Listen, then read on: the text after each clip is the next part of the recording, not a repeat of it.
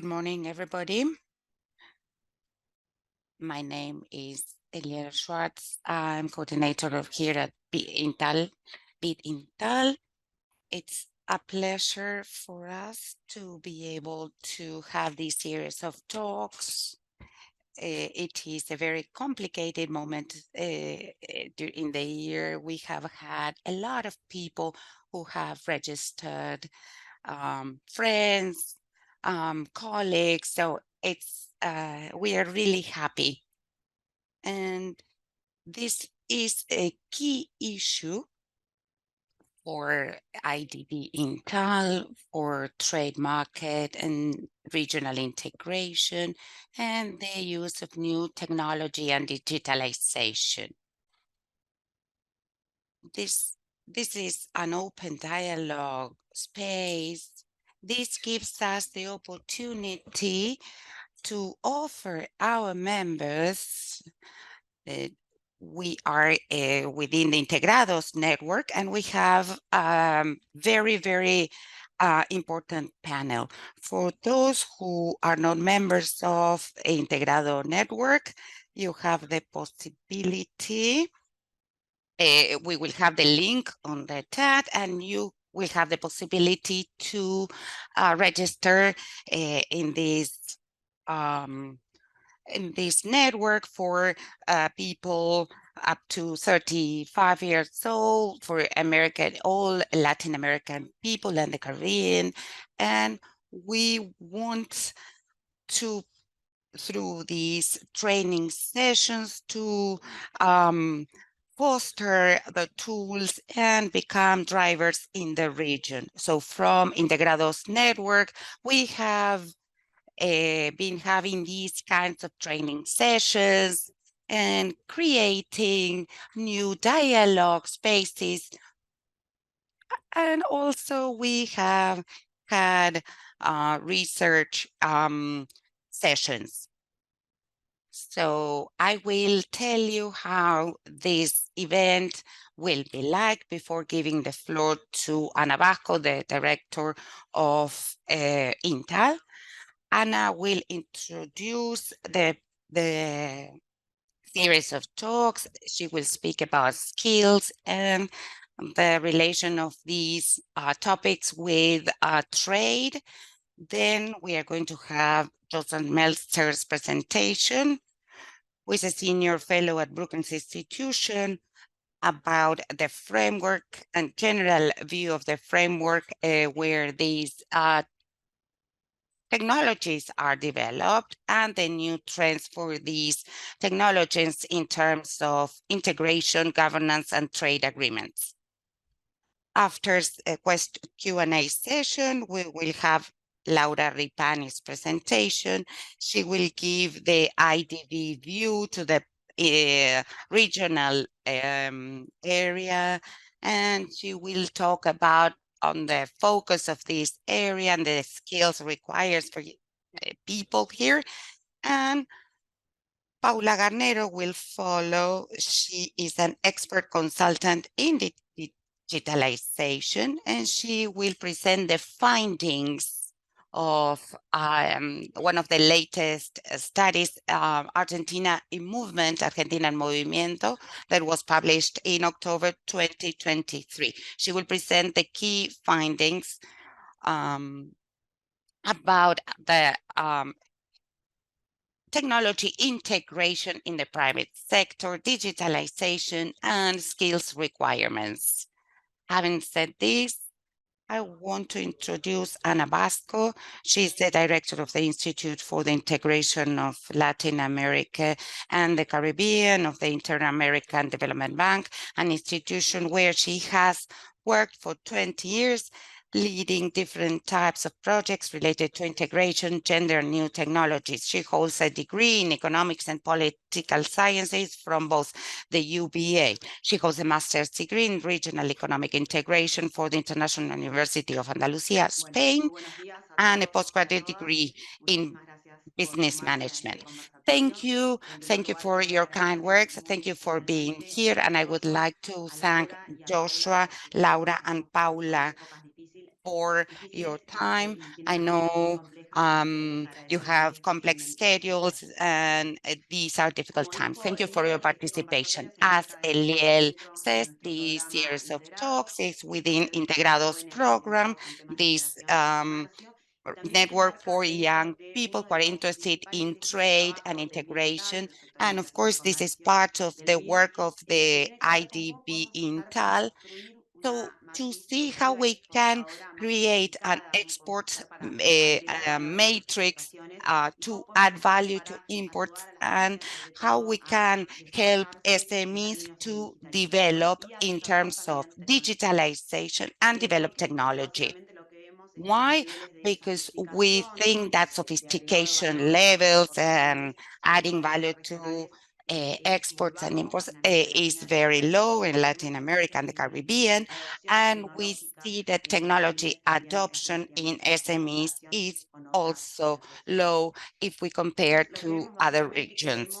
So what we think and believe is that Latin America has to go to a higher level of adoption and technology work to allow these imports and exports. And we we think that there is clear evidence that new technology and now artificial intelligence help improve productivity and profitability and to improve the import matrix. And of course, they help to improve economic growth. In terms of AI, we see that artificial intelligence impacts in all productive sectors, increasing efficiency. And what we see is Latin America is lagging behind.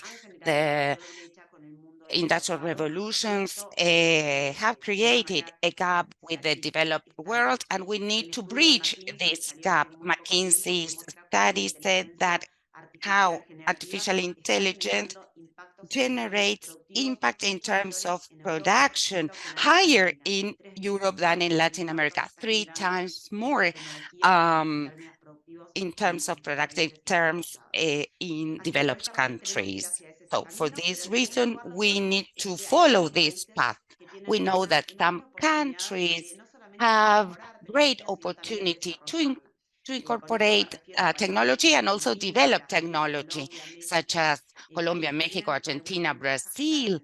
Of course, there are some countries that have advantages, for example, human capital, or research per inhabitants or patents per inhabitants or internet connectivity. Argentina, for example, is within the 10 countries with biotechnological companies. So here we see a huge opportunity. And in third place, when we talk about trade, service trade based on knowledge, where technology is incorporated, is a more dynamic trade and less volatile and less susceptible to shocks. So based on services, based on knowledge are increasing. So here we have clear opportunity.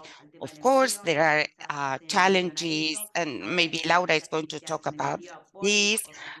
Generative artificial intelligence poses other challenges in terms of automation, and of course, it's going to create more displacement in routinary work. And with artificial intelligence, we have a new challenge that seems to impact on more ordinary tasks, affecting, for example, services sector. And of course, there are other challenges. For example, in terms of artificial intelligence, it has to do with discrimination with algorithms and all the privacy, data privacy. So we are sure that positive impacts will more than negative impacts.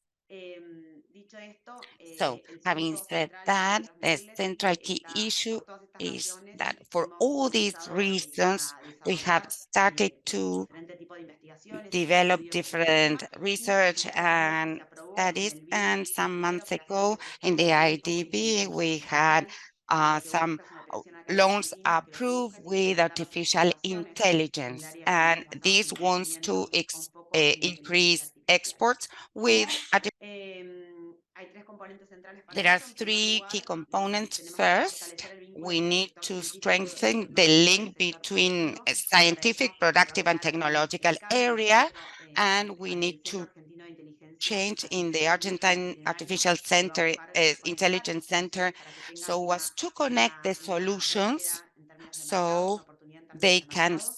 Hay un seek segundo new componente que tiene que opportunities ver on con the fortalecer el market. capital There's a humano y second las opportunity habilidades to de los strengthen human trabajadores en ese capital sentido, porque and nosotros to en muchos help casos la demanda que workers hay because we es see salida that superior a la oferta de sometimes trabajadores demand y necesitamos is construir higher y than trabajar supply. para And there is a third promover ya la component internacionalización de estas that empresas, ¿no? has to do De with the estas entire instituciones tecnológicas internationalization que of desarrollan. these companies. Así que estamos muy contentos con So we are really préstamo very que happy vamos a with this ejecutar aquí en new Argentina en loan agosto. that we will Pero be además de este préstamo, executing como here decía, in hacemos the next capacitaciones, month. hacemos So estudios also we y have dentro training de sessions, los diversos studies, estudios tenemos research, importantes and in iniciativas the sobre inteligencia latest artificial y sobre studies servicios basados en on conocimiento. artificial Destacamos, por intelligence ejemplo, lo and que estamos presentando en el día de services hoy en based América on Latina knowledge. Movimiento, que es nuestra America Latina división, Movimiento is que es un our estudio que realizamos en el study, marco de la and prepandemia, we durante la did pandemia y ahora en this la study pospandemia, pre el cual nos permitió pandemic, comparar and finalmente todos los this avances allows que us fue to teniendo la región compare en los all the últimos advances años in en the términos de region adopción tecnológica y cómo in está terms cambiando of también la realidad technology en la región. adoption and La how última this edición la realizamos changed también and con el skills apoyo de changed. Laura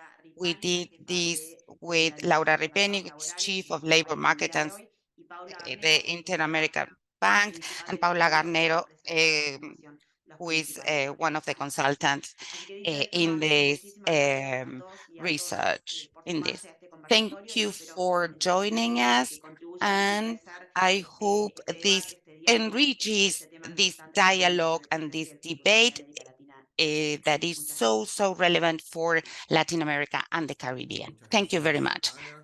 Thank you, Anna. Ahora vamos a escuchar a Now Joshua we are going Meltzer. to listen Tengo una cuestión to técnica, Joshua Joshua, si, Meltzer. si no lo hiciste ya, póngase Joshua, en el canal de inglés. please, Dicho esto, if you Joshua want to Meltzer, join the para English mí es channel, un placer muy it's grande a que lo tengamos pleasure aquí. Él es to have egresado del you CIDE here. y senior He is, especializado sorry, en he las is senior temáticas fellow at referidas a la Brooklyn Institution, intersección, ¿no? specializing in Tecnología, intersection desarrollo, between política comercial. technology and trade Participa en policy. varias iniciativas de He Brooklyn, co-leads, entre ellas he lidera works at el Foro de Cooperación en Brooklyn. He Inteligencia co-leads the Artificial Forum for Mundial y el Cooperation Foro on Comercial Artificial Global, dos eventos Intelligence, de a varios dialogue países, that Argentina, brings Estados towards Unidos, senior officials Australia, from Canadá, Reino the Unido, US, Japón, EU, Australia, Canada, Pacifico, UK, expertos en inteligencia Singapore, artificial Japan, del mundo de la Australia, academia, and lidera AI proyectos de experts iniciativa from Leaders industry in and AI, apoya la academia on potencialidad an y refuerza la ongoing experiencia basis. de He otros also en leads the cooperación económica y USMCA cooperativa. initiative, Es which profesor explores de the Derecho potential of this Internacional por agreement of la the Universidad North Nacional. American Economic Es muy Cooperation. diplomático también He australiano is y nos a ayudó para traer professor cosas a la of digital Embajada trade law at the Internacional de University Singapur, of así como Melbourne. consultor para el Also, he Banco works Mundial, for por the Australian ejemplo, Embassy in para el Washington, Consejo D.C., as well as a Interestatal consultant de to the World Bank G20 DCI, APEC desde and the Washington, Australian D.C., National y Data desde la Advisory Embajada Council and estadounidense en LL la from región. the University of Michigan. You have the floor, Joshua.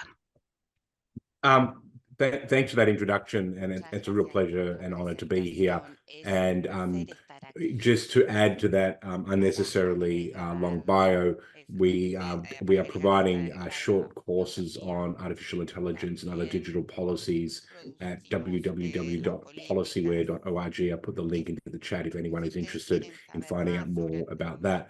My inteligencia presentation artificial, or pueden this recurrir morning a will build on a paper I published recently. Again, I put a link into the www.policyware.com chat for those who haven't had an opportunity to aquellos see que it, which quieran is escribir, looking luego at después la the podemos poner en ways el chat para that aquellos que quieran una oportunidad para it's looking verla. essentially developments in international governance and Tiene que ver cooperation on artificial con la intelligence and gobernanza focusing on the y la way that cooperación sobre more can be inteligencia done, artificial particularly y in lo que trade puede agreements, but also hacerse, in some todo of lo the que tiene que ver con international los acuerdos economic discussions that are comerciales taking place, y tener particularly estas in the discusiones G7, económicas, in the TTC, the US EU particularmente Trade and en el Technology G7 Council, the y el OECD, and Consejo de elsewhere to really build Comercio, a platform donde for se both construye una enabling the plataforma opportunities para la from artificial oportunidad intelligence, but also de la addressing the inteligencia risks so that we artificial y produce también trustworthy and responsible abordar AI. But so I'm going to get into that briefly, but I just want to set the scene a little bit around AI at the moment and what's going on there before we get into what more can be done on the international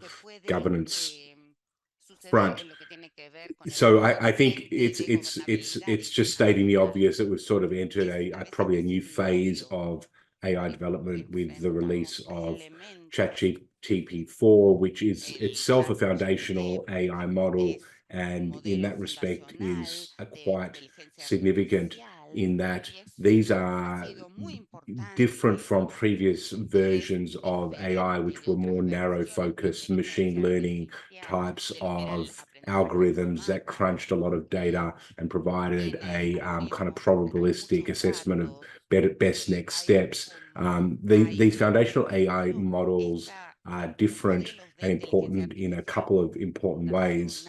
One of them is that they're much more generalizable, so that they have this capacity for so-called transfer learning, where knowledge can be gained on one task, such as object recognition, and can be applied to another task. It can be trained off a whole variety of data now, not just text, but video and movies and the messy kind of data on that you provide on the internet, photos and so forth. And so they can be scaled across a range of applications, and that's quite a new development. Whereas before, AI, or more like the machine learning applications, were much more tailored and specific. The other thing that is new to foundational models is actually how quickly they're becoming more powerful. So I'm sure a lot of you here are familiar with Moore's law, where the capacity of the computer chip sort of doubles every approximately 18 months or so, and this has sort of been an engineering reality, less sort of a law of physics, but it's something that engineers have essentially managed to achieve by putting a lot more transistors on to the silicon wafers over time. But what we're also seeing, in addition to this kind of growth in the capacity of computer chips, is also the computational capacity, which has been increasing by a factor of about 10 for the last 10 years. So this has been done through various kind of mechanisms, using daisy chains of CPUs and other processors. So what this has meant cumulatively is that the power of these models is growing very, very significant each time a new one is trained and released. So ChatGPT 5 is already teed up. We can talk about that the process of releasing that is increasingly different each time, because the models are more and more powerful. There's a lot more testing that needs to be done. There's a lot more safeguards that need to be put in place. But we are going to be sort of dealing with models that are not only much more powerful, but exponentially more powerful. And that this exponential part of the AI piece is very hard, I think, to kind of get a handle on. I just want to provide you like one sort of way of conceiving of how exponentially large these models are getting. If you were to take 30 steps across a room, go 1, 2, 3, 4, and so forth, you might go to the end of a room and back maybe 1 or 2 times. That's sort of like a linear progression, where you're just adding up the steps 1 through to 30. If you were to take 30 steps in an exponential fashion, where you did 1, then 2, then 4, then 8, how far do you think you would get? I mean, obviously you can't answer me, but do you think you'd get, maybe I'm in New York, so would I get from, here to Europe, maybe here to India? Well, in fact, doing 30 steps exponentially, I get from here to the moon. That's how far, that's what exponential growth gets you. It's very counterintuitive how quickly things get bigger when you are doing things exponentially. And that is the world we are in with AI, which is why it's sort of important to just underscore just how incredibly more powerful these models are going to get and how quickly that is going to happen. Another element that is happening with these large foundational models is that they are essentially developing new capabilities to perform tasks that were not necessarily originally programmed or anticipated. So this is this notion of essentially developing a potential states of mind. Some argue that there's forms of AGI already embedded into these LLMs. I'm not going to get into that debate in this presentation, but essentially it's becoming like more and more challenging to actually understand the broad parameters of what these models can and can't do, to understand what they're capable of. And also, once these models are sort of in the wild, where they've been released out of the kind of labs and they're actually being used by people and further trained on additional data, exposed to other kind of real life situations, they grow and change. And so this is both, you know, an incredible kind of opportunity in a way, but it's also one that is going to make their governance and management of the risk part of it increasingly challenging as well. One of there's been a number, we're still trying to, I think, understand sort of what the economic, social, and trade implications of these models are going to be.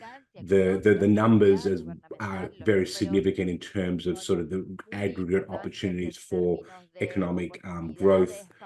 The McKinsey sort of looked at this recently, like at generative AI systems in particular, and sort of found that when you look at sort of the application of these models to specific use cases, so they looked at 63 use cases across businesses, and how essentially a lot of it's about improving productivity. You get growth between 2.5 and $4.5 trillion. Just to give you a sense of how big that is, the German economy is about a $4 trillion economy, and that's on top of the other kind of very significant anticipated gains from just normal AI systems as well. Goldman Sachs estimates that LLMs could improve global GDP by around 7%. So there are very large opportunities, I think, on the economic front. In addition to talking about the economic front, LLMs are just going to sort of seep into a whole range of other very important ways that we live our lives. If you look at the scientific field, for instance, there is one of the challenges, just to give you one example, has been what's been known as essentially identifying and mapping the structure of proteins, so essentially creating 3D models of proteins, which has been crucial to developing new and innovative and bespoke targeted medicines. And typically it's taken about approximately 5 sort of PhD years. So and you take a PhD, it takes them about 5 years to map a single protein. There's about 350,000 proteins, human proteins. An LLM essentially mapped all the 350,000 proteins in a matter of months. So it essentially took what was going to be millions of human years of work and compressed that into a couple of months to develop an entire mapping of all the proteins that in the human body. And so this is going to be a foundational kind of outcome for new and targeted medicines. And this is just one example of how transformative these systems are going to be. IBM and researchers at the University of Oxford, in a matter of weeks, trained a generative AI system to synthesize, manufacture, and test a vaccine against COVID-19. So what we sort of achieved in a matter of about 12 months in developing the mRNA vaccine against COVID-19 was actually done and repeated in a matter of months using a trained generative AI model. Now, I know we're going to have further conversations about the economic impact and the jobs impact, but I just want to say a couple of words briefly, because this is also important for the trade conversation. The economic impacts is obviously going to include impacts on jobs and employment, and I think there's a big debate out there about how much it's going to be essentially replacing jobs, and there are sort of potentially large concerns about the opportunity for LLMs to replace not just what has traditionally been, when you think about technology replacing jobs in the sort of more blue collar routine type work, but certainly more around the types of blue, white collar, less like non-routine, more complex tasks. Because what we have with generative AI or LLMs, I'm using these terms somewhat interchangeably, they're all examples of foundational AI models, is we have a lot more intelligence. And intelligence generally is a good thing. Intelligence is generally very good for the human species and for the world, but it's also going to mean that we have intelligence in a way which potentially is going to be a replacement for human intelligence in ways that we have not seen before. But having said all that, I think that the research suggests that what we're going to see a lot more of is not so much job replacement, but job enhancement, humans working with AI, and a lot of new jobs being created that we don't even imagine at the moment. If you look at some of the Bureau of Labor statistics in the United States, about 40% of the job categories in the Bureau of Labor, so category of jobs, did not exist 70 years ago. Just to give you one example of how much technology has both removed some jobs, but also created entirely new categories of jobs. So that's certainly going to be part of it.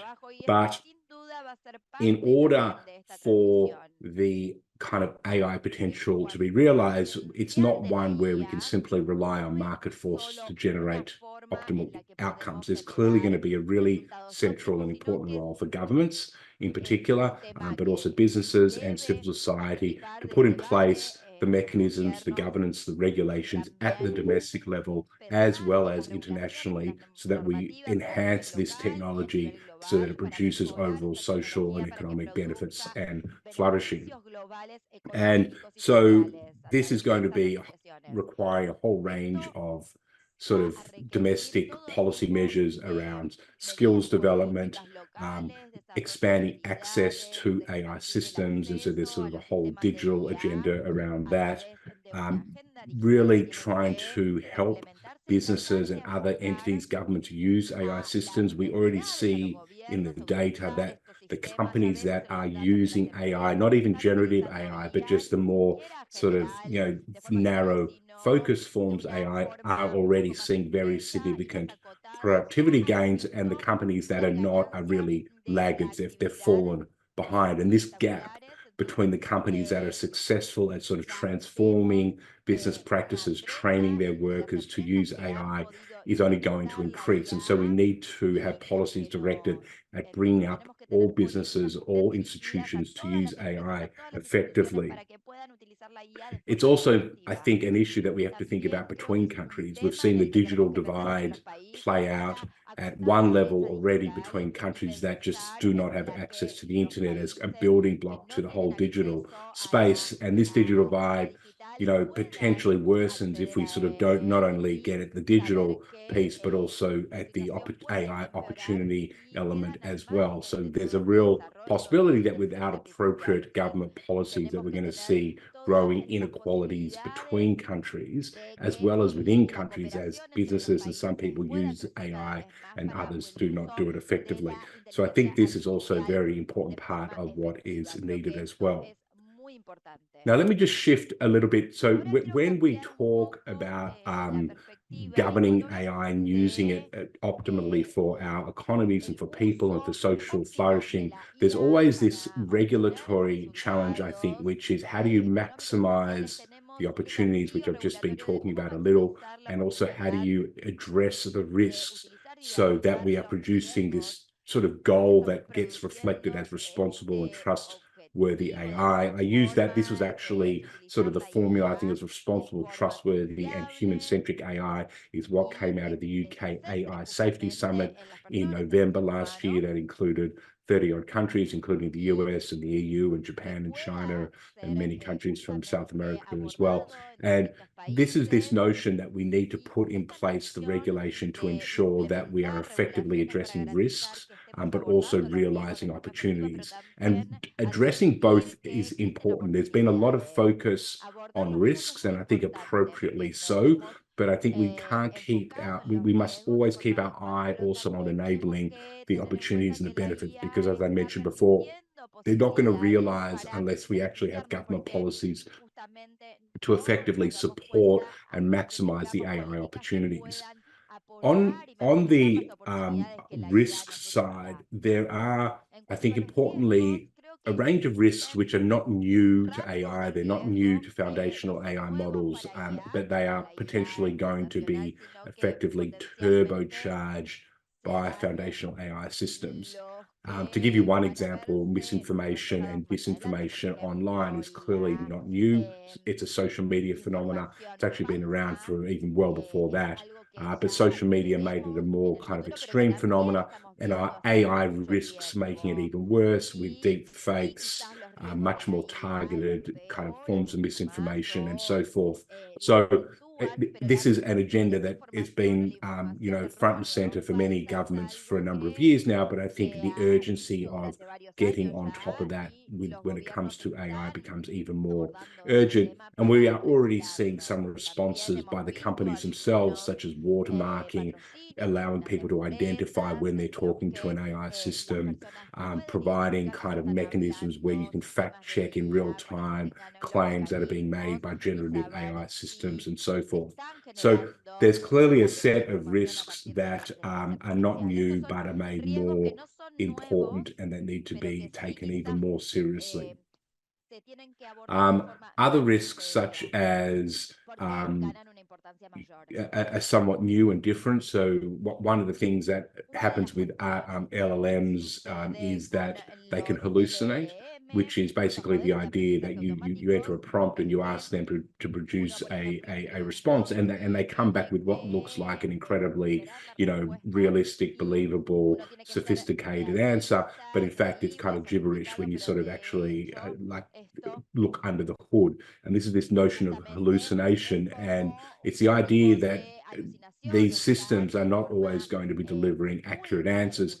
And that in itself is always actually a little of a challenge in terms of what's optimal here, because from one perspective, the hallucination can actually be seen as creative when you're using LLMs, for instance, to create music or to generate, graphics.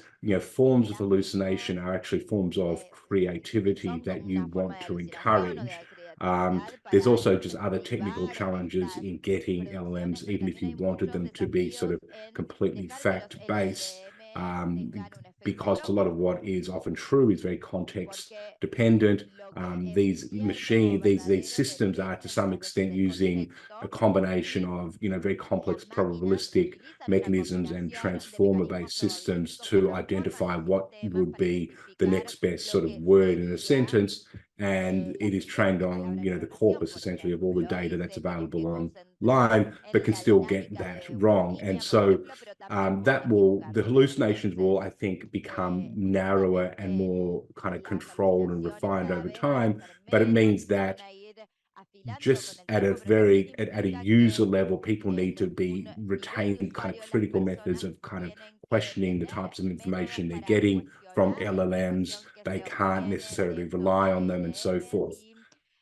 Without further query. There's actually a case that happened in New York recently where a lawyer effectively used an LLM system to write a brief, hand it into the court system, and all the cases that were in the brief were essentially made up. The lawyer didn't fact check any of it and just assumed that whatever the LLM was coughing out was going to be accurate. Another issue is around exclusion, where there's a lot of languages that are going to be available on LLM systems, but some will not. And it's these become increasingly central to how we work and operate and communicate and do business. If you don't have an LLM which is kind of very capable in your language, then you are going to be left out of that system. So that certainly becomes important. And even within common language groups such as Spanish or English, there are different dialects, different uses, and so we need to make sure that these systems are sort of capable of picking up the full range of languages and uses of that language as well. I can go on. I mean, there's forms of discrimination that LLMs can cough up because it's trained, again, on data, which itself is a reflection of humanity broadly, and there's its biases and discrimination, and so that can get pulled into the LLM system as well.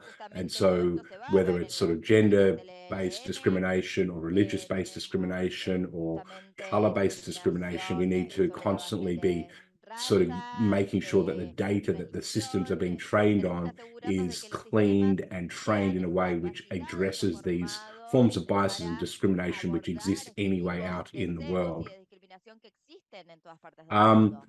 Privacy is another issue that's coming up in the LLM context. Again, not new to the digital world. We're all very familiar with the risks to personal data being revealed online, but LLMs are going to be even more capable of using disparate forms of information, anonymized data points to identify people, to reveal people's identity. And so this in part just underscores the importance of having privacy legislation, but it also, I think, really underscores how a lot of these specific rules and regulations that have been developed for specific purposes like privacy also may need to be updated to work more seamlessly in an age of AI and LLMs.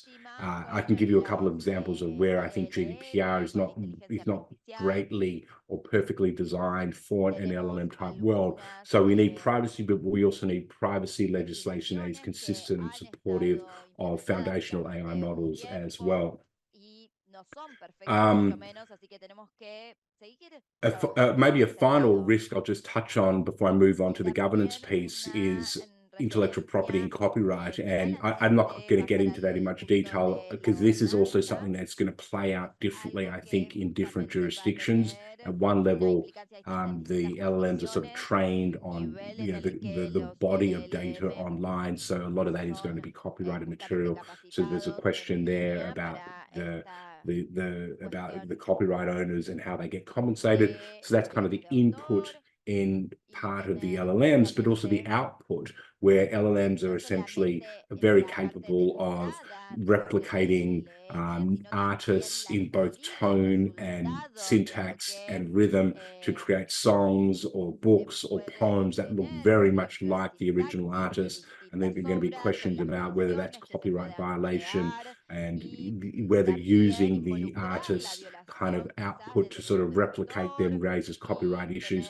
There's also going to be questions around what about when LLMs produce music or art or poems, is that itself copyrightable? We've already seen that in the US at least. The cases that have started to come down and are not prepared to provide copyright protection to these types of outputs from large language models, but China is taking a different approach and actually is granting copyright protection. So we're going to see a lot of this play out differently across jurisdictions, but I think the big question of how does the system work and actually benefit content generators while it's being trained on that content, I think is unresolved. There's a model that is going to still have to be developed to make that fair and for the compensation to be adequate.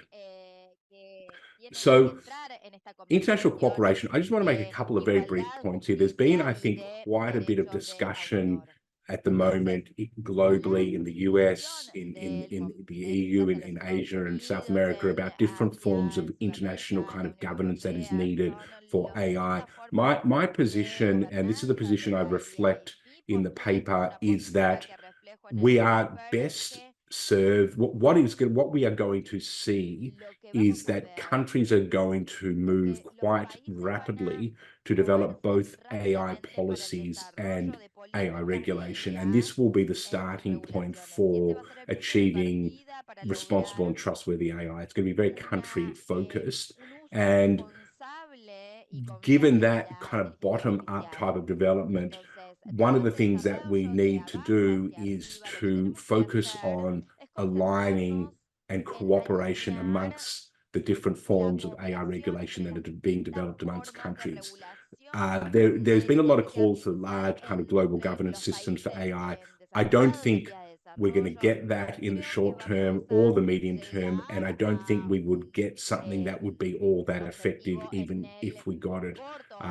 We're in an environment where I don't think there is a political appetite for a particularly effective international approach that would be top-down to AI governance. I think the geopolitics, particularly between the US and China, who are the two leaders in AI development, I think would really limit the possibilities for cooperation.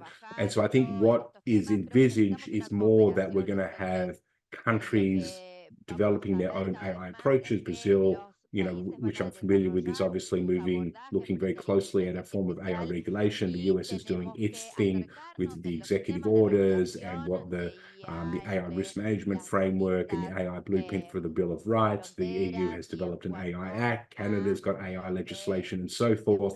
And so all of these AI regulations and policies are going to have, in different ways, extraterritorial implications. They're going to affect AI development use, not just within their country, but globally.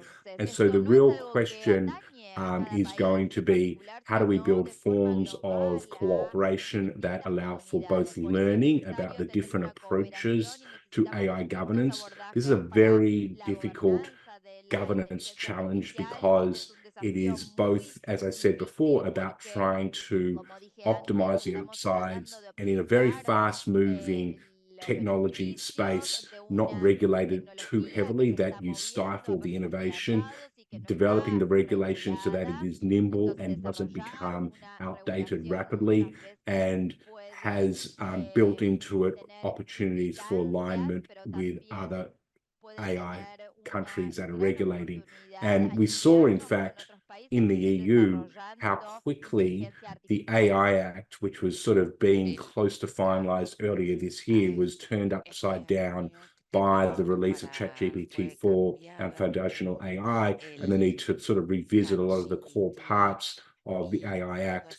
And so it is probably the case that we're going to get additional developments in the AI system that we can't anticipate over the next 6 to 12 to 18 months that risk making particular regulatory approaches outdated if they do not build in flexibility. And this has, I think, been the EU experience. We know that they've just completed the trilogue and we have sort of an outcome there, but it was an intense and difficult negotiation. I think really reflected some of the regulatory challenges.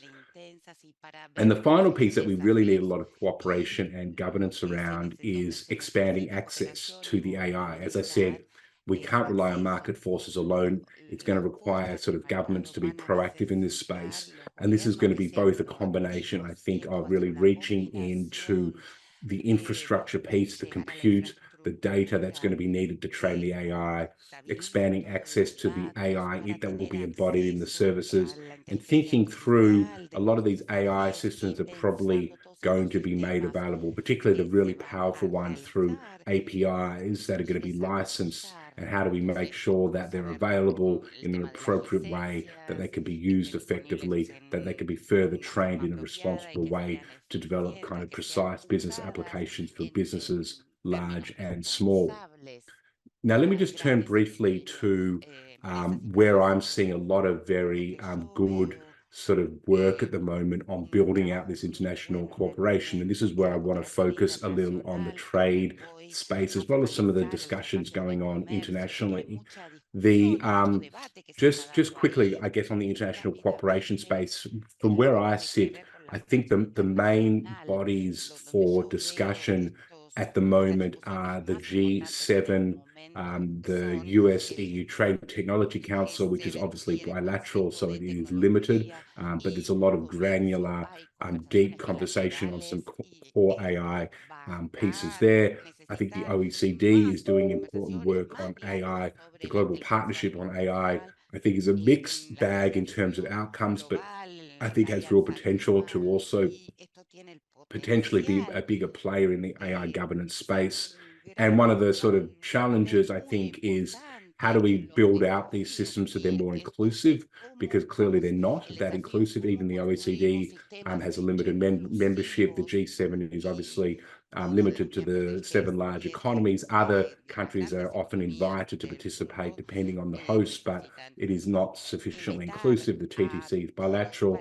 And it is, I think, obvious that we don't have a good way, I think, of engaging with China on AI governance issues at the moment either.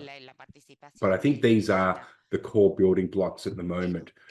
We already have in the international trade space a series of rules and commitments which are important building blocks for developing AI governance systems. So this is building blocks for enabling AI as well as starting to address the risks of AI. And just a couple of, I'll just go through this briefly.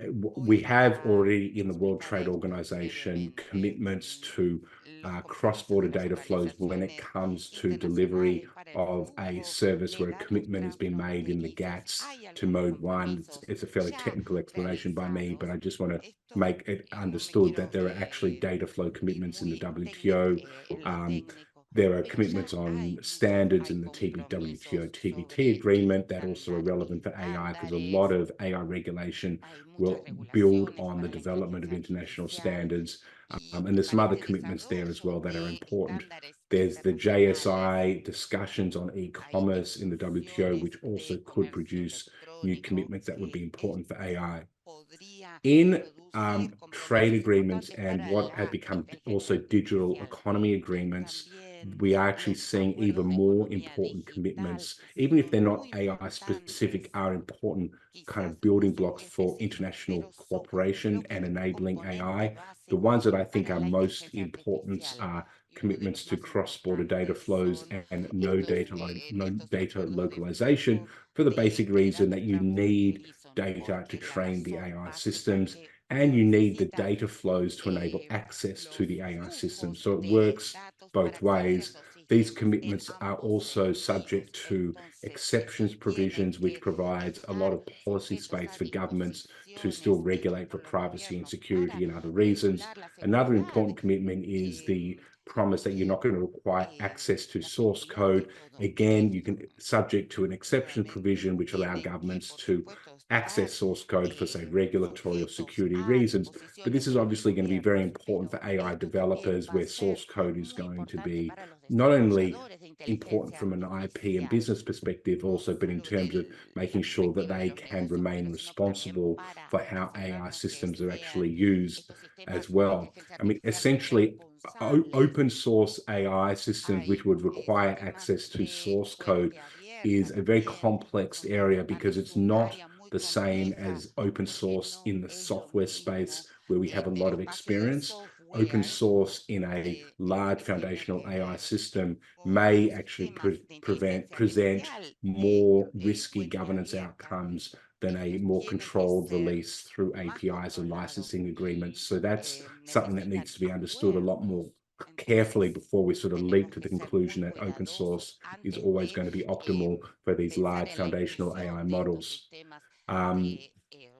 We have already commitments in some of these really new digital trade agreements, such as the USMCA, such as the Digital Economy Partnership Agreement, such as the US-Japan Digital Economy Agreement, on other issues important for foundational AI cooperation, such as on international AI standards, on developing mutual recognition systems. We're going to also want to be able to assess the risks of AI systems across countries, and we want to be able to find ways of recognizing a risk assessment outcome in one country as sort of satisfactorily or acceptable in another country, just so that we can actually trade in AI products and systems without having to repeat those risk assessments. We want to find ways of agreeing on how we are going to audit those AI systems and having those audit outcomes kind of acceptable and interoperable across countries. So we're going to need to develop common auditing systems in order to really maximize the trade and the data flow opportunities from AI as well. But I guess my point, and I elaborate this in a lot more detail in the paper, is we've actually got quite a bit there that is not necessarily AI specific, but is actually important for AI systems. But there's clearly a very significant opportunity space for building out a lot more international cooperation to support AI governance using trade agreements, and also in the G7 and the OECD and elsewhere. And I'm just going to list a couple of these quickly, and then I will stop. I think it's just a fact that a lot of the AI systems that we're going to be using are essentially going to be traded as services, and services barriers generally are much higher than goods barriers between countries. And I think we just need to revisit how we think about barriers to services trade when it comes to AI systems to enable more access to AI. And also, if we're going to develop some of the infrastructure to train and develop and build AI systems domestically, we need access to the infrastructure, the CPUs, the GPUs, and everything else that AI compute comprises. And there are just traditional trade barriers around that as well. There's a lot more that we can also do in terms of taking some of the broad-based principles that we have already agreed when it comes to AI regulation, such that AI should be risk-based, the role of international standards in AI, and turning that into more concrete trade commitments. So, for instance, I mentioned this before, but I think it's absolutely important to underscore that a lot of the detailed interoperability around AI is going to be developed through AI standards in international standards bodies like the ISO and the IEC and the IEEE. We've traditionally used trade agreements to get commitments to base our domestic regulation on international standards. This is very product focused. It's not AI kind of ready. We could expand that to include AI systems and AI services as one example. Government procurement, I think, is another area where requires a lot more attention. You'll see from the executive order on AI how effective the government procurement system can be in driving appropriate AI governance outcomes. We could start looking at how we could build that out into government procurement commitments in trade agreements as well. So there's a lot there. I'm going to stop because there's a paper which you can read if you are more interested, and I'm here to answer questions later on. Thank you so much.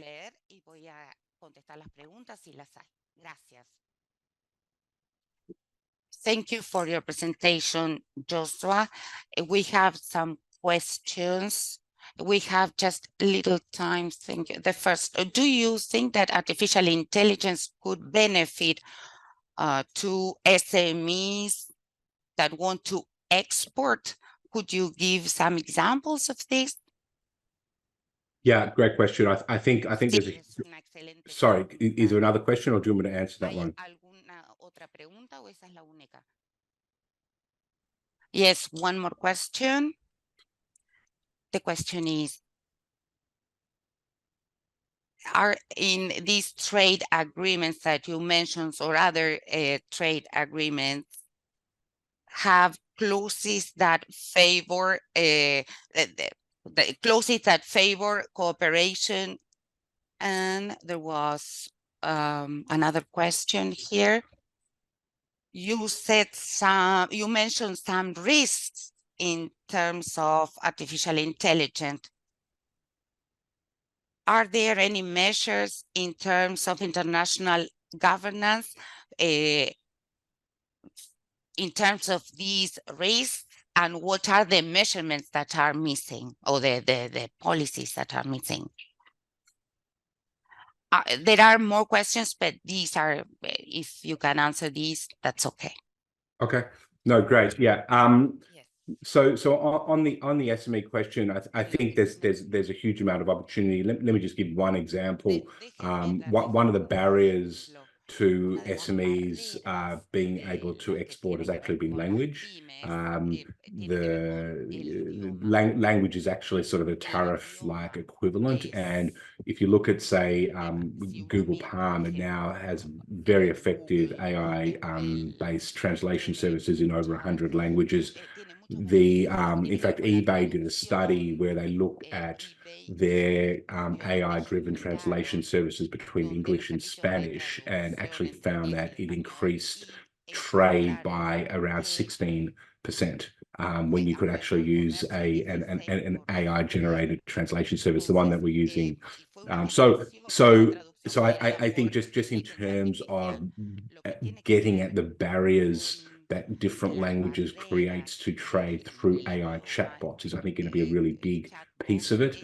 But we're going to find that AI, like what we will likely see, I think, develop is we're going to have AI assistants.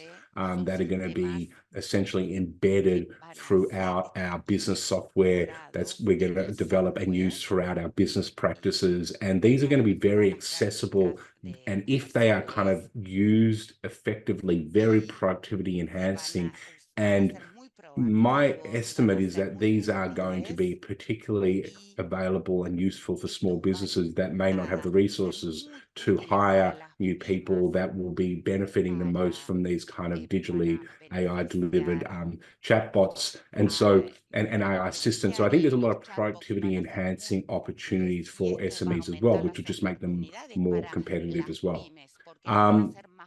I could go on. I think there's a big story for SMEs, but I just wanted to give you a couple of examples there of why I think it will be important. Yeah, I think I think on the second question about international cooperation, generally speaking, yes, there is where there are two things that I think trade agreements sort of do in the big picture. One of them is that there's a lot of detail around AI regulation that is going to have to be developed outside of a trade negotiation, like what are a good set of AI ethical principles that have been updated for a foundational model environment. What is a common set of definitions when we want to talk about what do we mean by fairness and bias and discrimination and interpretability? This will all have to happen in international standards bodies, but the international trade commitments are very good, I think, at taking those outcomes and pulling them into trade agreements and making them trade agreements and a basis for cooperation. So that's the first thing.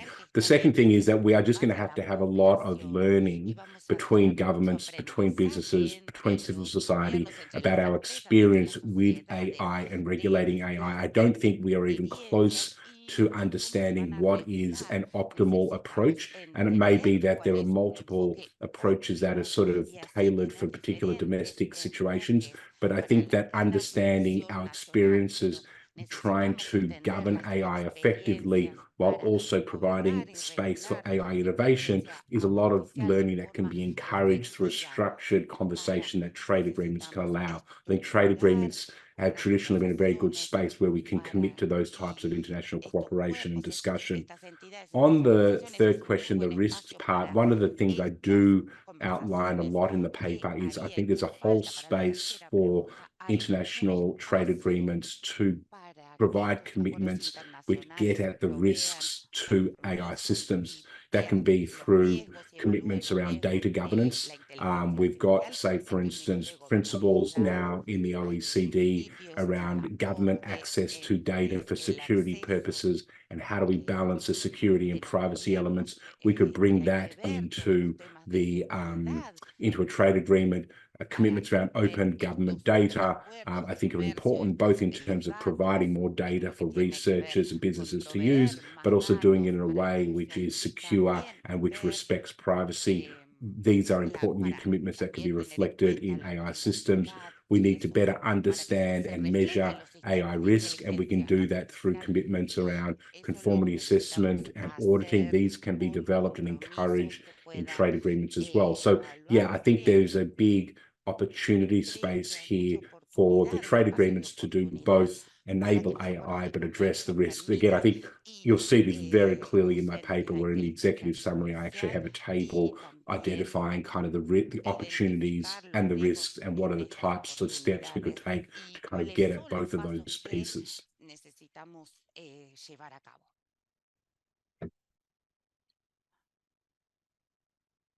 Thank you, Joshua. We know that there are more questions, but we are short of time, so we are going to listen to Laura Ripani. She's the Chief of the Labor Markets and Social Security Division of the Inter-American Development Bank, with more than 20 years of experience in the area of the future of work. She has published extensively in academic journals on labor market, social protection, and education, with a particular interest in opportunities for the youth.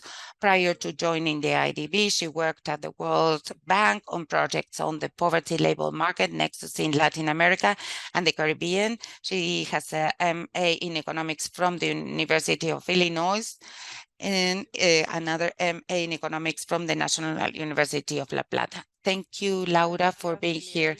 Thank you, Eliel. Good morning. Thank you, Ana, for your invitation, for this, to have the opportunity. I loved Josha's presentation, and I would like to focus this conversation on skill development in this new era, in the future of work. I think the key here for all people that are connected online, uh, generally who are interested in the growth in the region and global economy and new technology issues, it's very important to develop skills throughout our lives. So the idea is to have skills that are adjusted to the productive sector to have a positive experience, and this is to get goes in line with mechanisms that might be adaptable and in line with the productive sector. In the region, there's a strong growth potential, and the challenge to take advantage of them is based on the capacity or the possibility to train people on time in order to create new jobs. So in turn, this will generate a need to be adaptable to changes and to have new productive models, new technologies that are permanently changing. And we have three good news. One of them is that there is a growing demand for technical skills in the digital sphere, but also in the transition towards a green economy or more sustainable economy. But apart from that, there is a growing demand of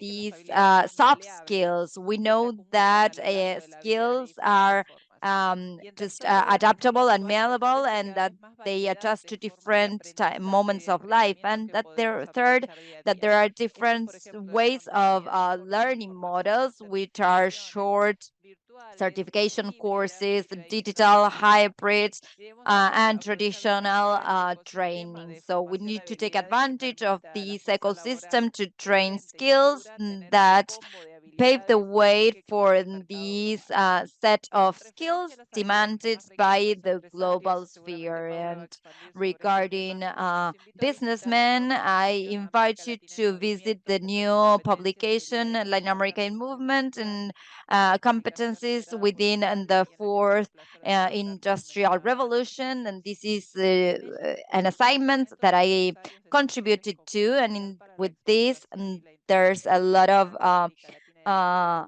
progress in Latin America and the Caribbean. And I'm going to mention a couple of data so that Paula can talk about this. But among different outcomes, when companies are asked about the most important skills, 9 out of 10 consider that social and emotional and cognitive skills are the most important ones. So we know that through the analysis from the bank by through web scrubbing and open platforms, that emotional skills such as communication, leadership, teamwork are considered the most demanded skills, and cognitive such as critical thinking, mathematical thinking, oral and written expression are also highly demanded.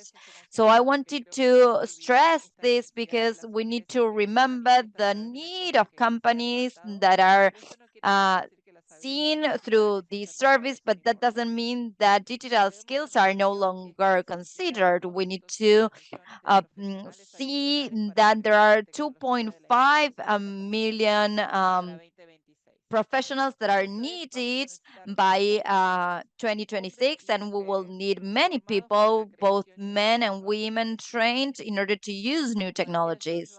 As Joshua was saying, as new technologies come up, such as AI and generative AI, new jobs job opportunities are created. The demand of experts in AI, data scientists, and specialists in technologies will probably grow in the near future. And something that Joshua mentioned is that this will transform the life of every worker and will improve our productive lives in everyday basis.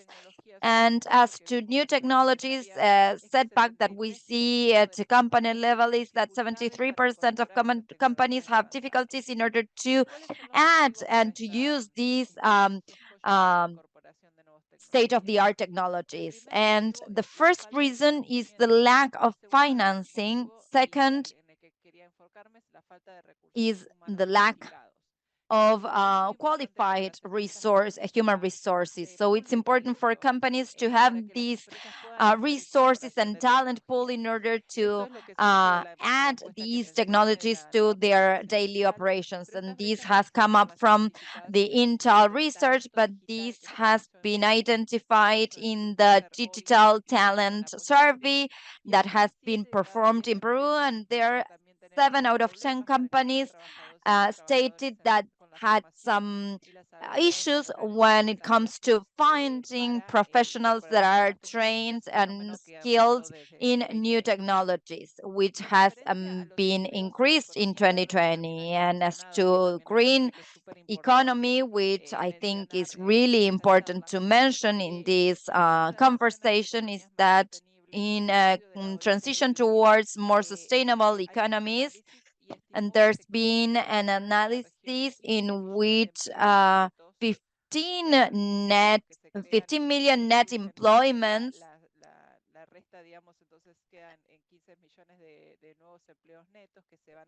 that will be created is a something that is going towards sustainable economies. Today, only 25% of employees in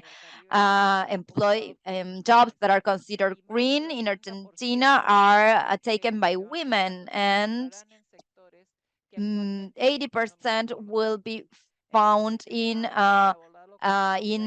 men prevailing sphere. So we need to have public policies in order to have more women taking advantage of those new positions, and we need to consider the gender gap in green employment as well.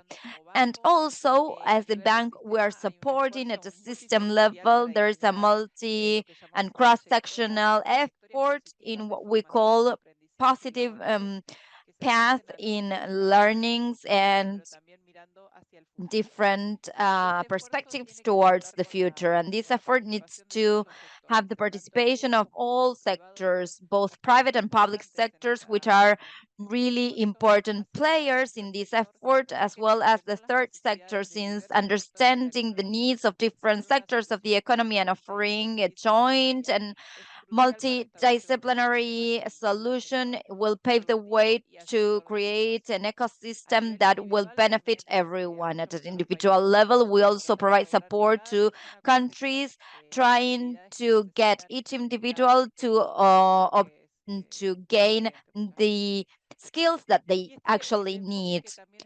And the approach that we have is the approach to develop skills at the sectorial level. For instance, the bank has been working for many years in the support of creating different councils of sectorial skills. And for instance, they focus on mining or different sectors, and they allow to create specific needs for those sectors, either technical or social and emotional skills. And these uh, center people in the core of this discussion within companies and countries, not only to push productivity of companies in the region, but also to attract new investments, which is really important. And we need to rethink the talent as they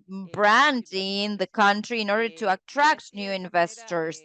And thus we can encourage not only the development of talent, but also growth and productivity of countries. And an interesting example that I wanted to mention was the project to strengthen the agricultural sector in Argentina. This project fosters the development of new technologies in the agricultural sector and the improvement of the skills of technical agricultural schools of the last years in 8 provinces of the country. As I was mentioning before, the interaction of public and private sectors contribute to creating these new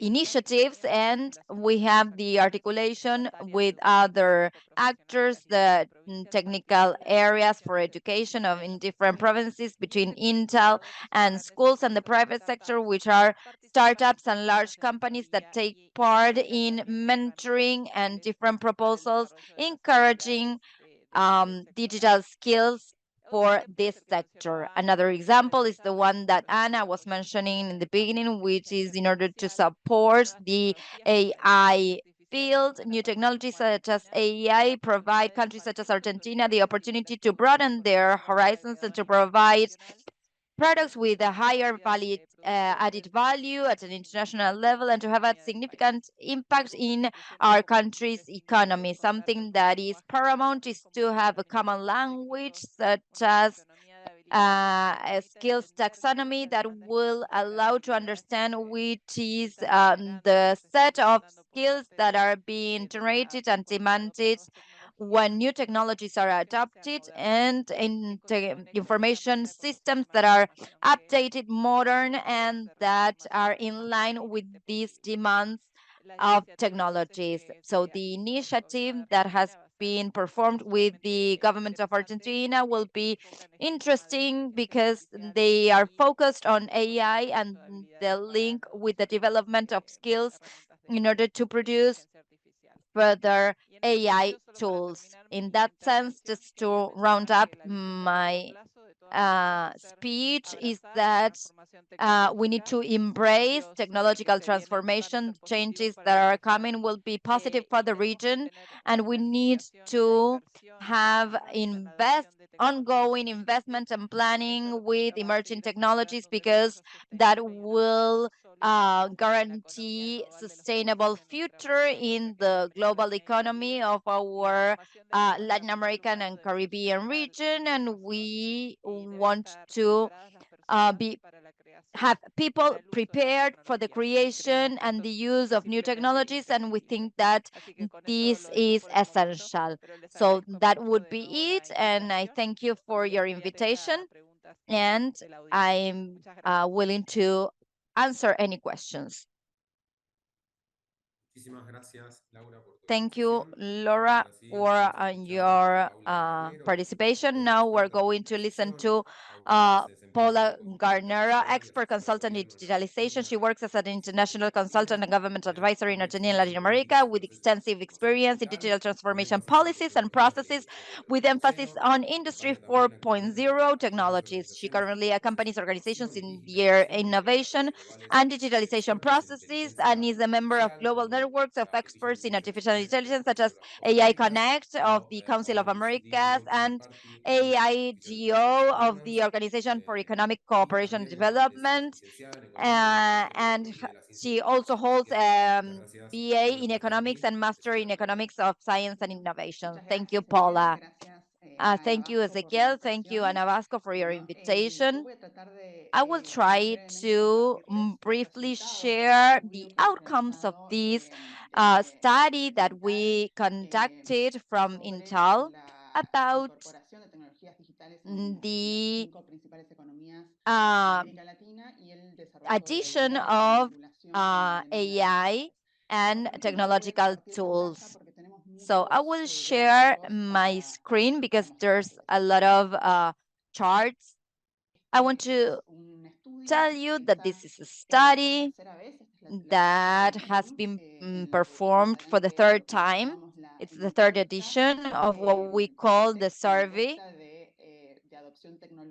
of technological adoption in Latin America, and is centered on the survey of companies. We are actually assessing 100 companies in 5 countries: Argentina, Brazil, Chile, Colombia, and Mexico.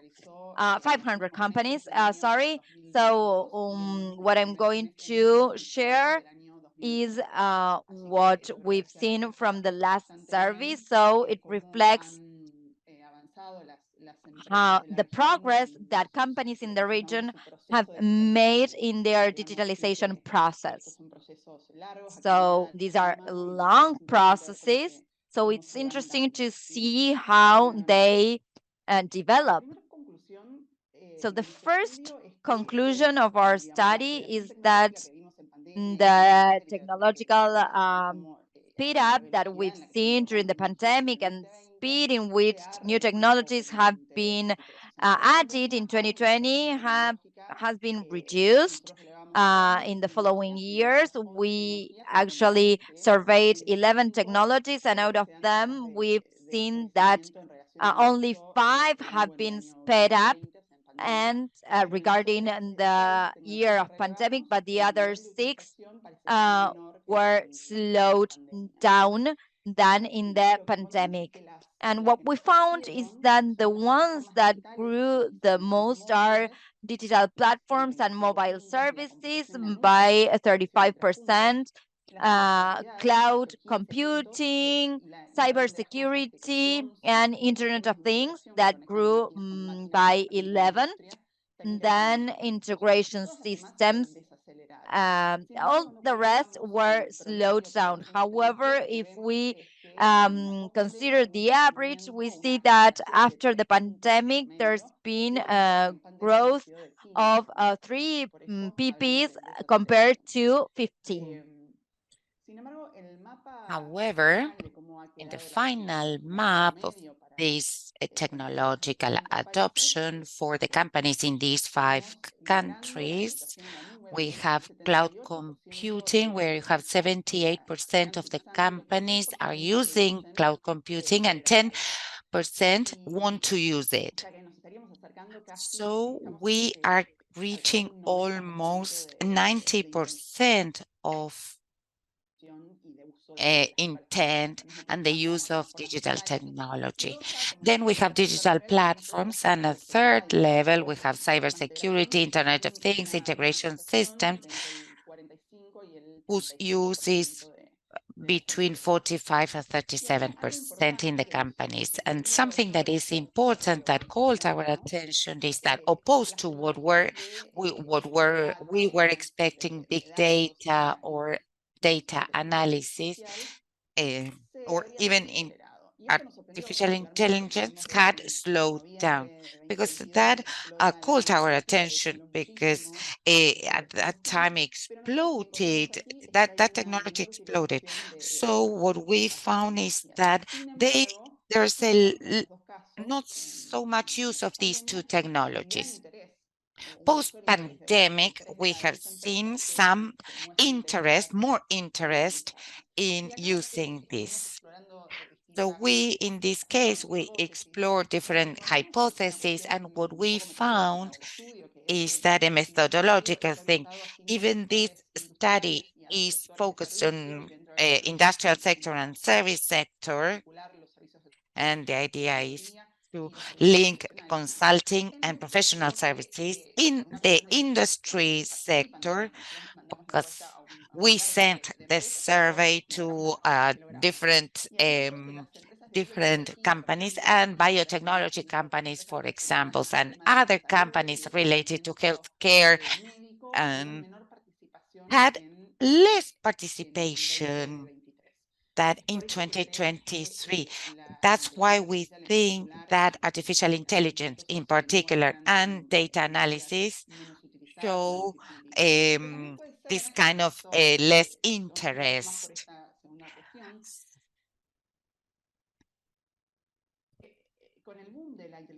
With the boom of AI, there's another understanding of this issue. In Argentina, during the pandemic, we surveyed that 40% of companies said they were interested in AI. Today, this is not 20%.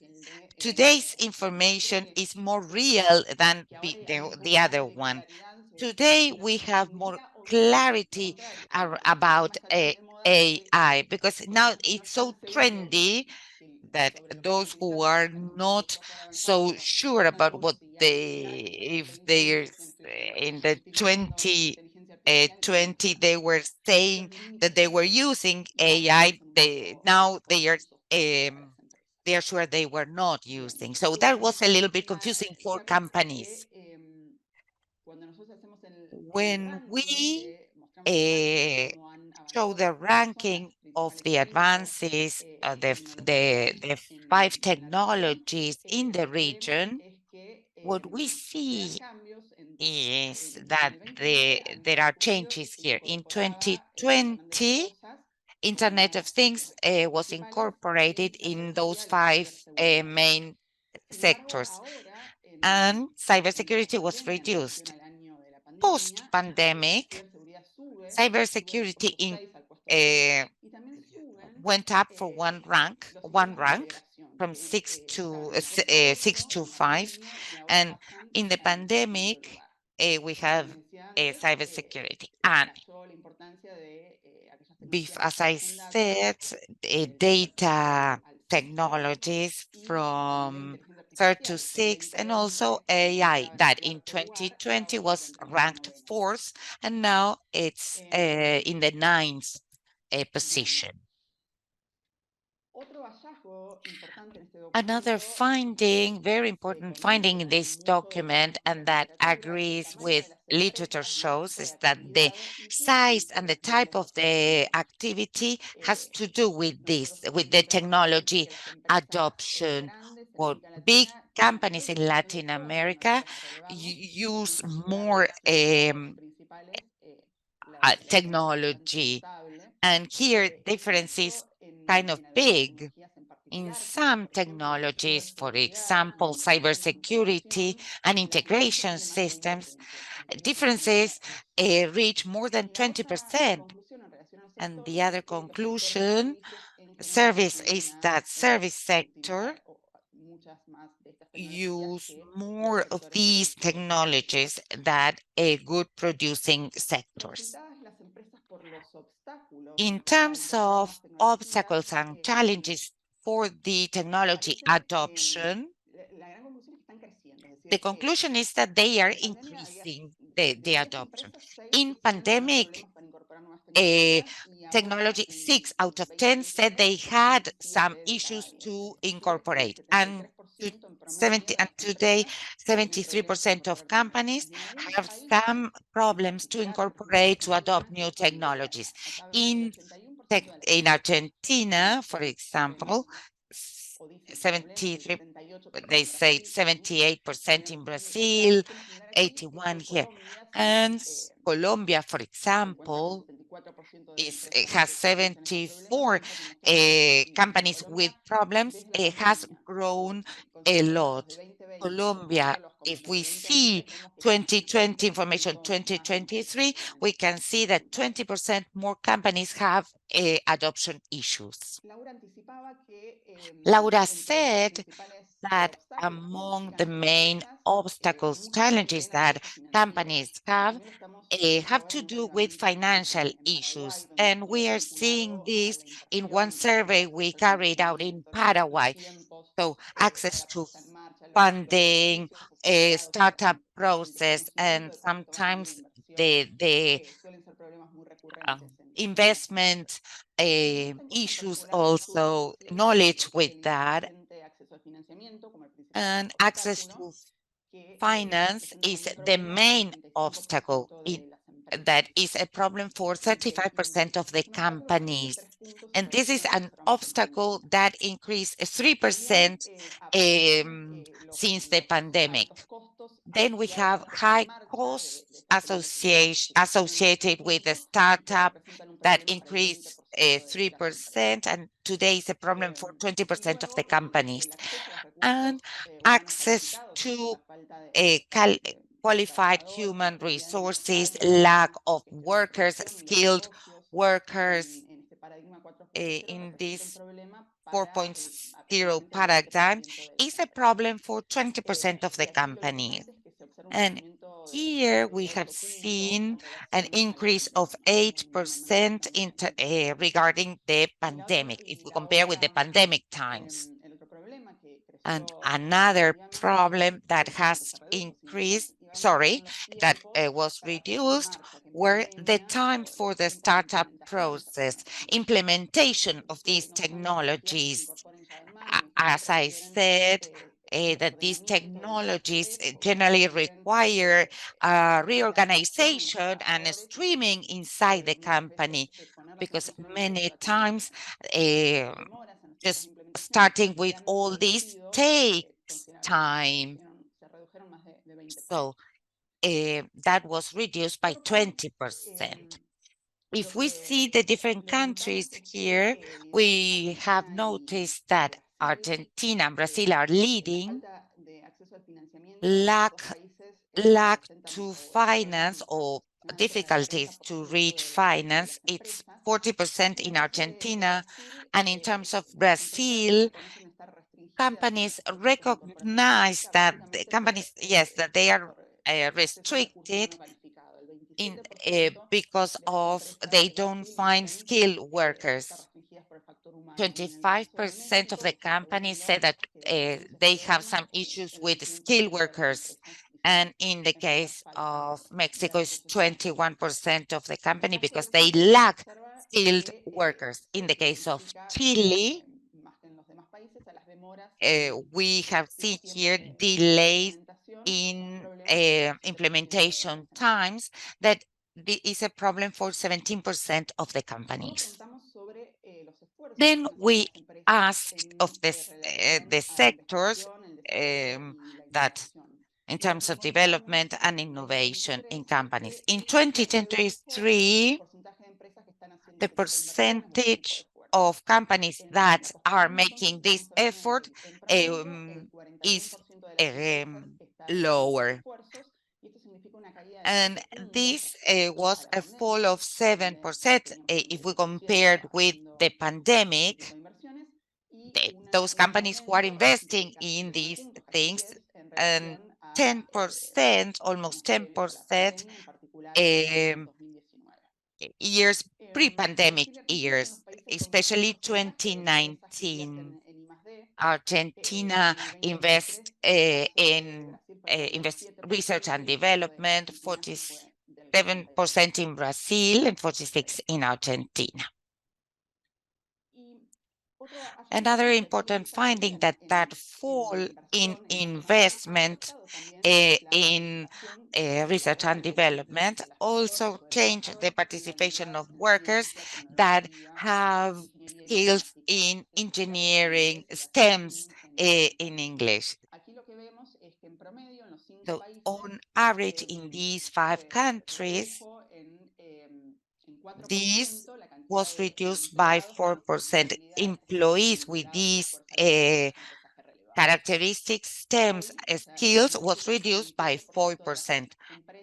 Today, 28% of the companies have employees with these characteristics.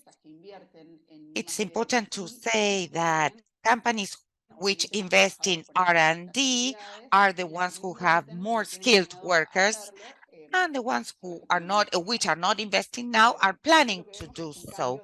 Here we have seen a change in 28%, a reduction of the what was 28, now it is 18%. When we look at male and female workers that participate in the workforce, Chile is leading, where 24% have STEM abilities, and Argentina with 30%. Argentina grew 3% in the workforce, and in Mexico, this workforce was reduced.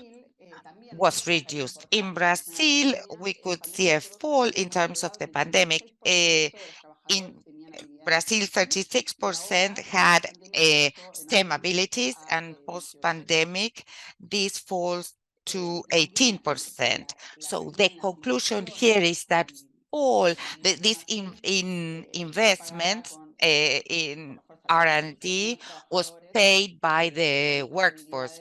There are fewer workers with these abilities, with these skills. Now we have surveyed the problems for hiring people.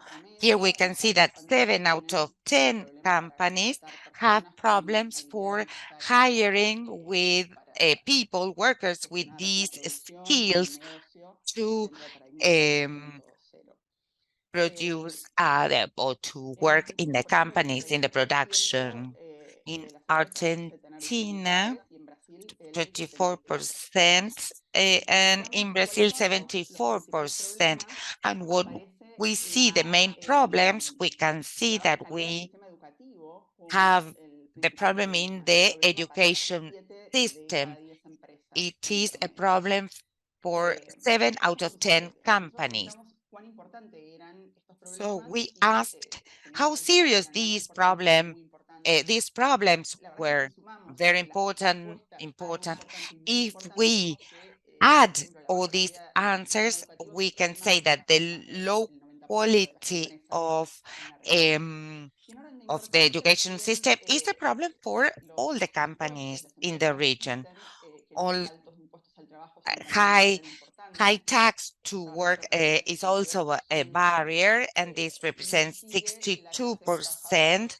And then we have workers shortage with a difficult with lack of knowledge in certain technologies, and that makes hiring more difficult.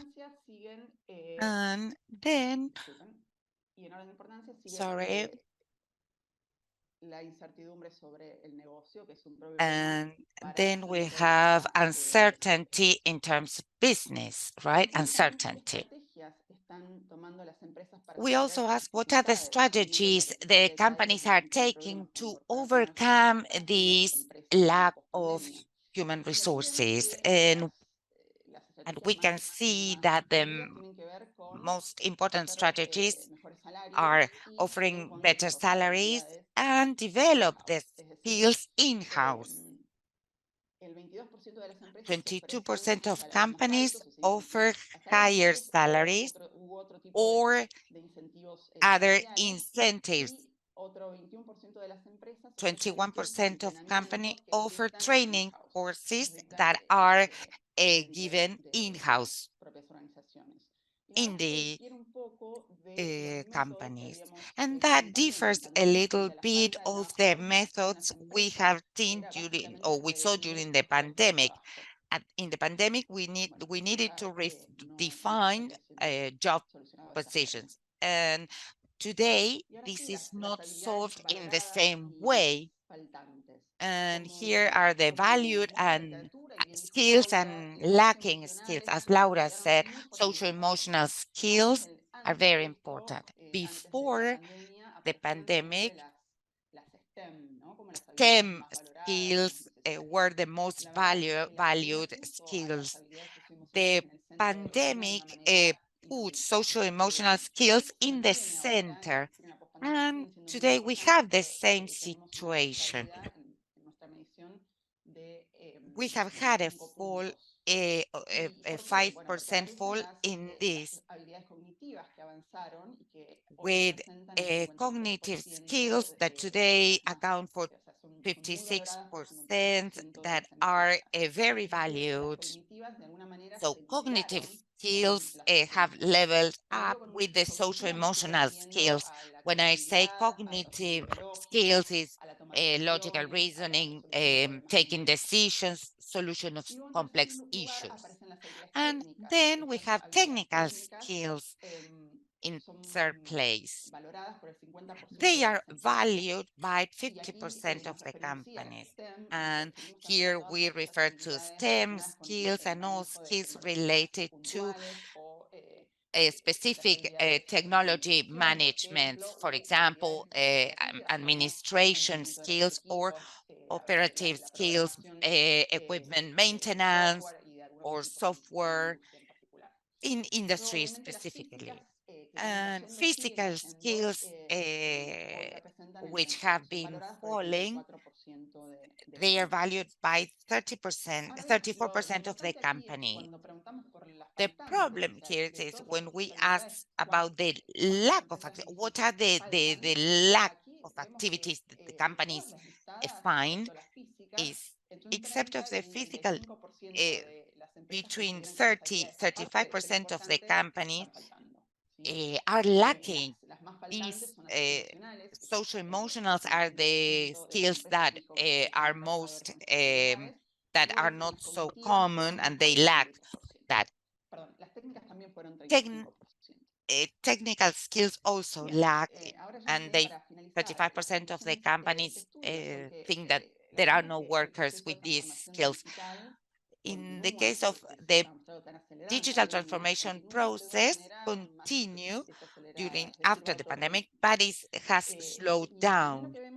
And what we see is the consolidation of cloud computing and digital platforms as leading technologies, and that and post-pandemic adoption in companies. And then there's a slowdown on big data and in artificial intelligence. That we have some hypotheses about this slowdown.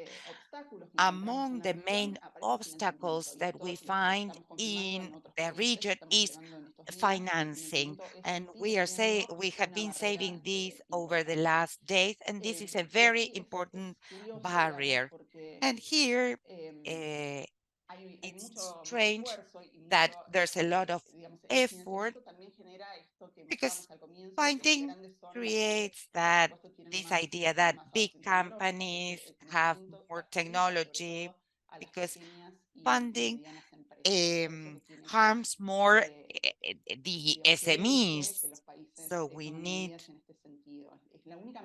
companies need to take measures, and it's the only way to bridge this divide, this gap. Then the access to qualified staff has become an increasingly difficult topic, even harder than during the pandemic. That is to say, to have access to people with the right needs and skills. Skills is a very important need for companies in the region, and the other obstacle are implementation times of these technologies. However, we see that these times have been reduced after the pandemic. During the pandemic, there were really serious issues about that. Another conclusion is that 73% of companies acknowledges problems to add new technologies in their daily operations. And we also see a reduction in the efforts of R&D and I that has only been reported by 41% of companies surveyed, but we see that Brazil and Argentina are leading with 47 to 46% approximately. So the investments in research, development, and innovation account for the participation of workers with STEM skills above the other workforce people. Then we found that 7 out of 10 companies have issues to hire people with the right necessary skills and training, and the quality of the educational system is the main obstacle.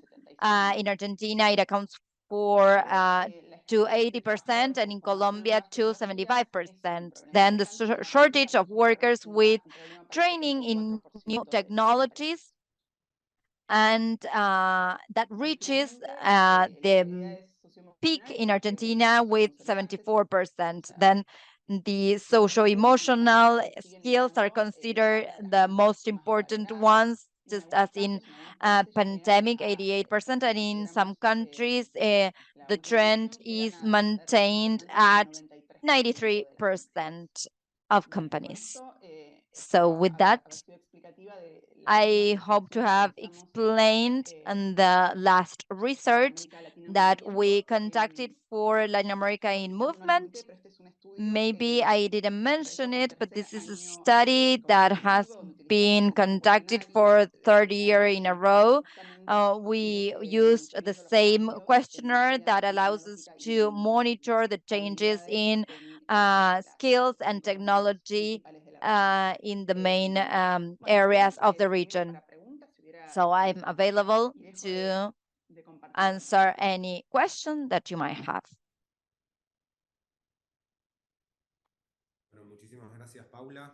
Thank you, Paula. We have several questions, but once again, I will have to apologize because of time constraints. We have just time for 2 questions. The first one is more to Laura. We were talking about generative AI and the previous wave. So in that sense, how is the generative AI differentiate from the previous AI wave? Does it affect the same kind of workers? And the second one is if the main problem of companies is the access to financing, what would be the alternatives to sort it out? And that would be lead to the question how to improve the efficiency of Latin America with the IDB policies in order to reduce that deficit, financial deficit. So there were many questions that were about financing. So I will start with the difference between generative AI, the new wave of AI, and the previous one. We've already talked about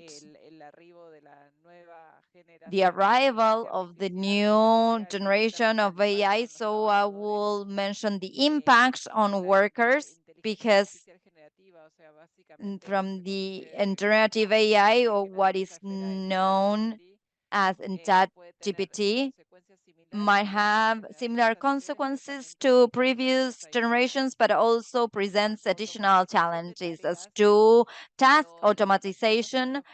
The capacity of generative models to generate content might affect jobs in creative fields such as music composition, design, etc., since this process can be automated. So in general, when we we used to focus on routine tasks and our jobs and not creative jobs. But as we mentioned before, it's important to see the positive way to the creation of new technologies such as generative AI. As these technologies come up, there are new job opportunities, job creation, such as in maintenance of new technologies. So we expect to see an increase in the number of experts on AI and other professionals that might provide support to this technological progress, but also in ethical and regulatory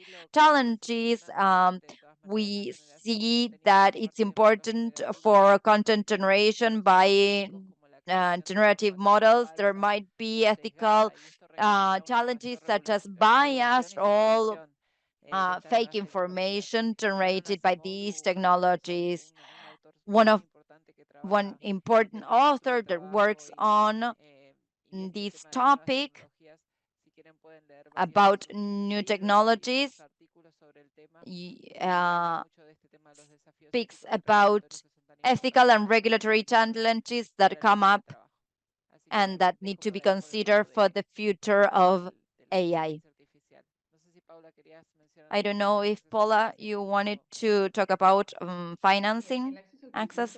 Well, access to financing continues to be setback. So if we want to bridge the gaps between large and small companies, it's paramount to address this issue.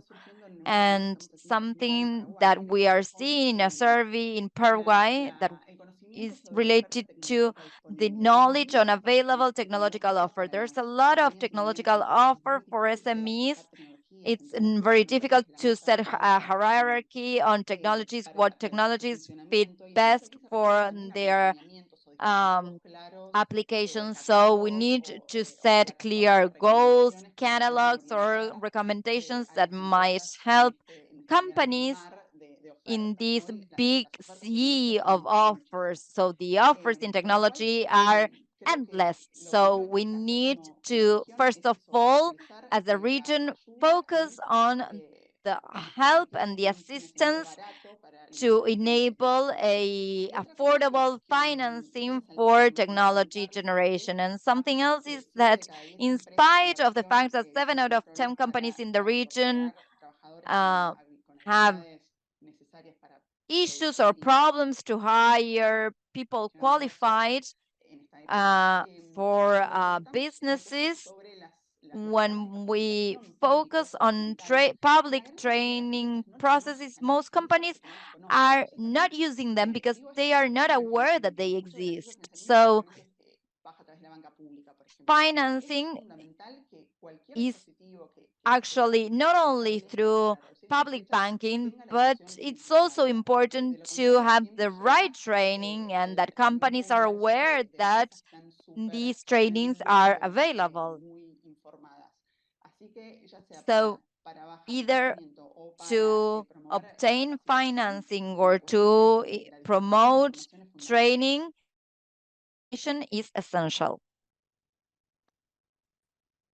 Bueno, muchas gracias. Entonces, Thank you. con las palabras de Laura, de Paula, So ahora with sí Laura vamos and Paula's con nuestro words, premio. we're Quería going to close agradecerles a todos this los debate. I participantes wanted de to toda la thank región por everyone for haberse joining interesado en today, la temática y haber estado for presentes your aquí. interest on this topic, Quería recordarles joining también from que different mientras parts están of a the puerta world. acá, la I presentación also de wanted la to charla anterior remind de la you que that estamos you hablando, have the QR también code to para download recuerdo the para app sumarse a la and red to CEDAR. Ahí vamos a poner join la placa en the pantalla. network. I'm Con esto going sí, to muchísimas gracias thank a you once todos again, y a todas por estar to thank aquí. Y everyone bueno, que for tengan joining, and I hope you have a good day.